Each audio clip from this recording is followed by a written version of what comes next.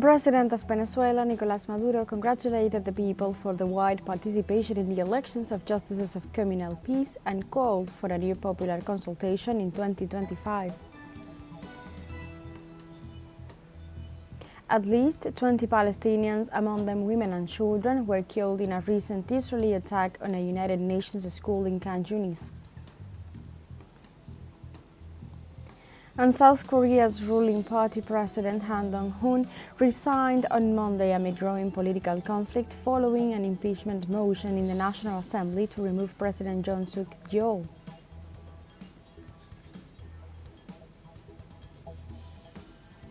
Hello and welcome to From the South. I'm Alejandra Garcia from teleSUR Studios in Havana, Cuba. We begin with the news. Stay with us. The president of Venezuela, Nicolás Maduro, congratulated the Venezuelan people for the wide participation in the elections of justices of peace on December 15th that coincided with the 25th anniversary of the Constitution of the Bolivarian Republic of Venezuela. The head of state also called for a new popular consultation January 26th with the purpose of opening 2025 with new communal projects. In declarations to Venezolana de Televisión, he committed that Venezuela will have 4 fixed consultations per year, plus 2 others to approve projects for the youth and projects linked to culture. Maduro described as beautiful the election day when, for the first time, justices of peace were elected by direct vote on the Venezuelan people. Venezuela keeps constructing a different kind of government and democracy, a process that was evidenced with a massive turnout for the elections of justices of communal peace. Details with our correspondent Gladys Quesada. Close to 20 million Venezuelans were summoned to the polls once again this Sunday, this time to elect the justices of the peace, an instance of the communal power designed to settle minor disputes, family or neighborhood unrest, as well as to maintain order and civility within each commune. It is the first vote of this kind in the country. Today we are very happy and grateful to God because since very early in the morning we are here in the voting center to exercise our right to vote and thus continue to ensure the peace of our country, Venezuela, as our President Nicolás Maduro has indicated. From here, we can show the whole world that we are a symbol of peace. Venezuela is a symbol of peace, and that is why I exercised my right to vote on this beautiful Sunday. The opening of the center was at 8 o'clock in the morning without any inconvenience. Thank God we have had enough people coming to the center. So far there are no problems at the voting center. This process will officially see 15,000 peace justices and their respective alternates elected from among 52,288 registered candidates. Thus, it is in compliance with the provisions of the organic law of the Special Communal Justice of the Peace Jurisdiction approved last November. This is the result that we are offering the revolution. This is the proof that our President Nicolás Maduro can count on the organized people, on the popular power, on the communal councils, on the local committees of supply and production, and the communes, to continue advancing and transforming our beautiful Venezuela. With this voting, the nation also celebrates the 25th anniversary of the current constitution approved under the government of late Commander Hugo Chavez. The current leaders know its value. Today we are seeing the popular power, and 25 years ago we were moving as a Venezuelan people, exercising our right to vote. And we managed to reach 71%, more than 71% voted yes to this Constitution of the Bolivarian Republic of Venezuela, which is allowing us today to crystallize that Article 258. We all said yes to that Article 258, which is currently being implemented in each of the territories, when it says that all justices of peace must be elected by a direct, secret, and universal election. Venezuela advances in the construction of the communal state, the future of popular governance, and the conception of horizontal structures from the people and with the people. Gladys Quesada, teleSUR, Caracas, Venezuela. In Venezuela, the National Electoral Commission informed that several regions of the country are already proclaiming the communal justices of peace after the election day. According to the information provided by the Vice President of the National Electoral Council, Carlos Quintero, the proclamation of more than 30,000 community peace judges elected by the people is accompanied by the electoral committees deployed in each state and municipality. He also pointed out that the accreditations will give way to the beginning of the training processes for these justices. Quintero emphasized that Venezuelans once again made use of the right to vote as a constitutional mechanism to advance the development of the country, giving an example to the world of participative democracy. In Ecuador, the President, Daniel Noboa, handed over the Galapagos Islands to the United States to build a military base amidst the rejection of environmental and social organizations. The decision comes into effect on the military cooperation treaties of the United States with Ecuador, signed by Noboa on February 15, 2024. In this way, ships, military personnel, armament, equipment, and submarines from the United States will be able to settle in this archipelago, declared National Patrimony of Humanity by UNESCO in 1978. In addition, the measure is given with the pretext of fighting drug trafficking and illegal fishing. Meanwhile, citizens denounce that this will generate losses to the archipelago because it will alter the ecosystem due to the activity of submarines, where in previous events there was U.S. military presence and the established norms of the Constitution of Ecuador were not respected. The President of Colombia, Gustavo Petro, arrived on Sunday in Mexico with the objective of advancing a bilateral agenda with President Claudia Sheinbaum. The Colombian head of state was received by the Secretary of Foreign Affairs, Juan Ramón de la Fuente, at the Felipe Ángeles International Airport. On Monday, both presidents will meet.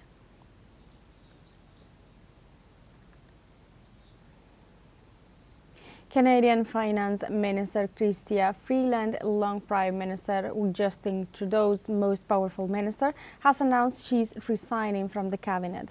Freeland, who also was Deputy Prime Minister, said Trudeau had told her Friday that he no longer wanted her to serve as Finance Minister and that he offered her another role in the cabinet. Freeland, in her resignation letter, stated that the one honest and viable path was to leave the cabinet. The cabinet shakeup comes as Trudeau struggles with declining popularity and raised questions about how much longer he can stay in his job. And now we have a short break coming up, but first remember you can join us on TikTok at teleSUR English, where you'll find news in different formats, news updates and more. We'll be right back, stay with us.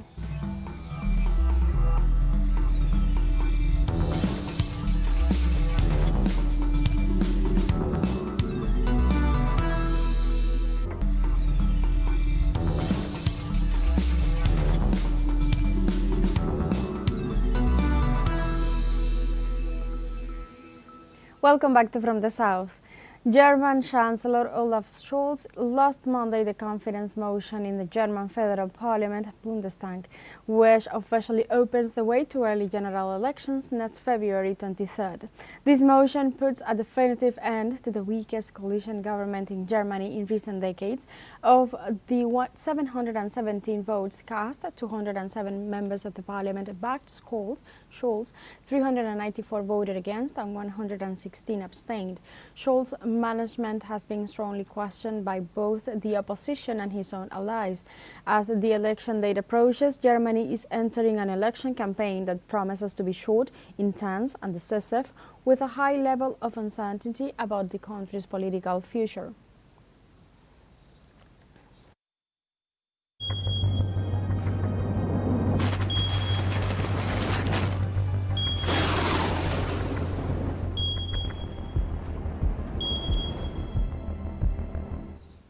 In France, officials report that densely populated neighborhoods on the islands of Mayotte were completely destroyed and buildings severely damaged by Cyclone Chido.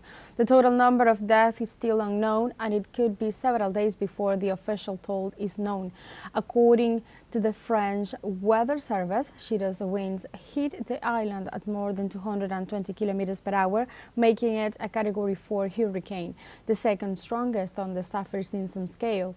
The territory of about 300,000 people had not seen a hurricane of this magnitude since 1934. The French Minister of the Armed Forces said rescue teams and supplies, such as generators and military rations, were sent from the nearby island of Reunion. Cyclone Chido caused severe damage in the northeastern province of Cape Delgado as it passed through Mozambique. Local media reported that dozens of infrastructures were totally or partially destroyed in the area. Chido made landfall on Sunday with winds of up to 200 kilometers per hour that destroyed roofs, knocked down trees and power poles, leaving part of the province without electricity and water. From December to March, the southeastern Indian Ocean and southern Africa are affected by the cyclone season. In Australia, authorities on Monday issued fire warnings for several locations in the country's southeast in the wake of a heat wave that will send thermometers soaring to record highs of 47 degrees. Melbourne will experience a record day of 41 degrees, the hottest since 2020. Authorities also predict that Sydney will see a similar temperature on Tuesday, especially in its western neighbourhoods. In the southeastern state of New South Wales, temperatures will reach 47 degrees in the towns of Wilcannia and Ivanhoe, more than 840 kilometres west of Sydney. We have a second short break coming up, but before we invite you to visit our YouTube channel at teleSUR English, there you'll be able to rewatch our interviews, top stories, special broadcastings and more. Hit the subscribe button and activate the notification bell to stay up to date on the world's most recent events. Final short break, don't go away.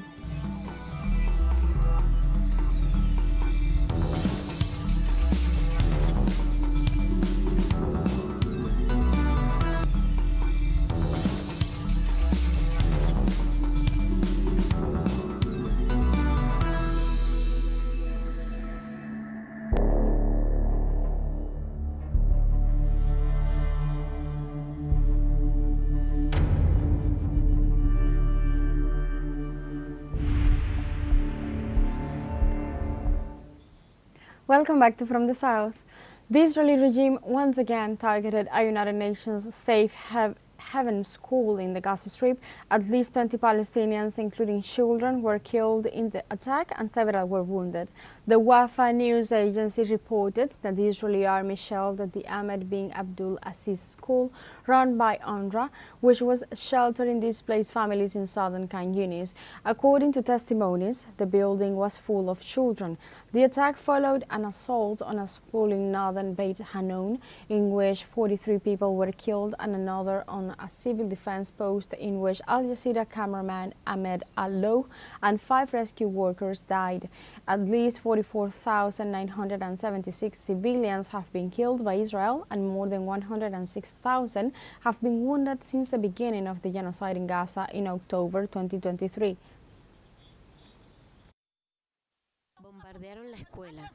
They bombed the school, which was a shelter for children, and there were no resistance fighters or anything in it. They were all children, and we were sleeping. So why didn't they tell us to evacuate the school? How can they bomb a school? I say to the world, enough. As you can see in front of you, children. Who kills children? Enough. We were sleeping. We heard the sound of the bombing.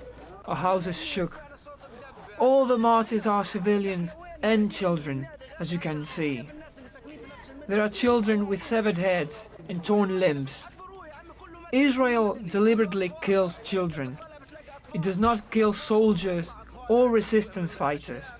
This is a school affiliated with UNRWA. Where is UNRWA's protection? There is no protection for it, because it was bombed. And I tell you, President Trump is more stubborn than the outgoing president. We were sitting and went to sleep in our room. Suddenly, we heard a strong bombing in the school. We do not know the target, and we do not know anything. And the martyrs and the wounded were transferred to Nasser Hospital. The school is empty of targets. And as you can see, the school was destroyed. And there are injured and martyrs. The sound is terrifying. We were sitting in our room and thank God we were not harmed, because the shrapnel was flying from everywhere. The martyrs are all civilians, among them women and children. There is no safe place. They bombed a place that shelters displaced people affiliated with UNRWA.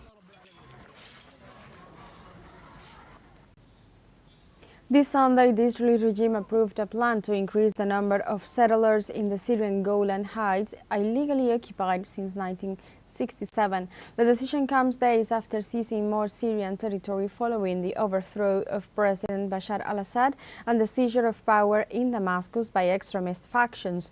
Israeli Prime Minister Benjamin Netanyahu's office said the government had unanimously approved the demographic development of the occupied territory, which would seek to double the Israeli population there.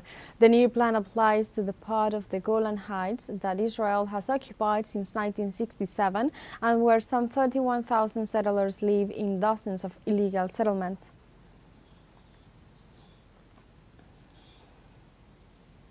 The president of Syria, Bashar al-Assad, through a statement on his former Telegram channel, broadcasted as well by the Russian news agency TASS, declared that he remained in Damascus until the early hours of December 8th. Part of the communique states the following, and I quote, "I did not leave the country in a planned manner as had been reported, nor did I do so in the last hours of the fighting. I remain in Damascus fulfilling my responsibilities until the early morning hours of Sunday, December 8th, 2024. Continues explaining that Moscow requested the based command to organize an immediate evacuation to Russia, and the option of asylum or resignation was never considered, neither by him nor any person or entity related to him. Al-Assad follows reaffirming that since the first day of the war, he refused to exchange the salvation of his homeland for the personal benefits and stood by the officers and soldiers of his army on the front lines at the most critical and dangerous points of combat.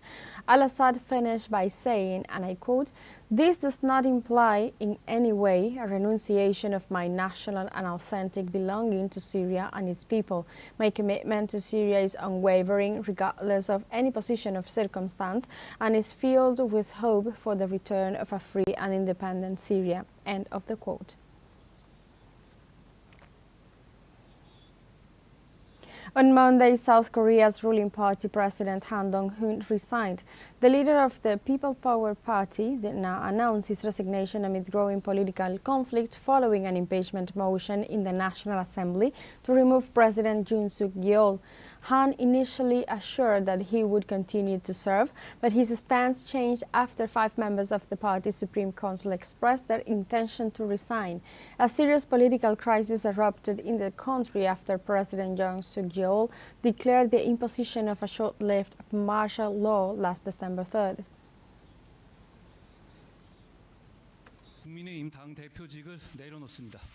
I am resigning from my position as the leader of the People's Power Party.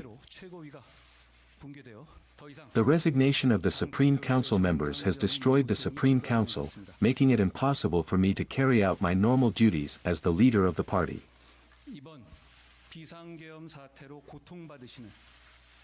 I sincerely apologize to all the people who are suffering from this emergency situation. The now former party leader admitted that bloodshed could have ensued if the martial law had not been lifted. If we had not lifted the martial law that night, there could have been bloodshed between our citizens who would have taken to the streets and our young soldiers the following morning. That night, I was deeply afraid that I might not be able to prevent such a tragedy. It's just brief, but you can find these and many other stories on our website at telesurenglish.net, and join us on social media. We are on Facebook, X, Instagram, Telegram and TikTok as well. For TeleSUR English, I'm Alejandra Garcia. Thank you for watching.